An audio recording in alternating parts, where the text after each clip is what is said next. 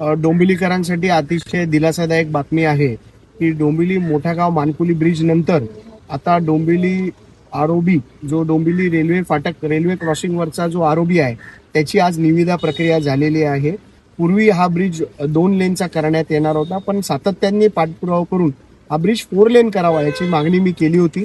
आणि आज माननीय महाराष्ट्राचे मुख्यमंत्री देवेंद्र फडणवीस साहेब आणि डोंबिवलीचे आमदार आणि प्रदेशाध्यक्ष रवींद्र चव्हाण साहेब यांच्या नेतृत्वाखाली आज हा 4 लेनचा ब्रिज मान्यता होऊन आज या ब्रिजची निविदा प्रक्रिया देखील पूर्ण होत आहे. निविदा प्रक्रिया झालेली आहे.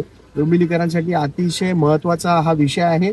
24 महिन्यामध्ये हा पूल पूर्ण करण्याची निविदा प्रक्रिया झालेली आहे आणि लवकरच या रेल्वे फाटकवरचा ब्रिज तयार होईल आणि लोकांना मोठ्या प्रमाणात डोंबिवलीकरांना दिलासा मिळेल अशी आम्हाला असं वाटतं.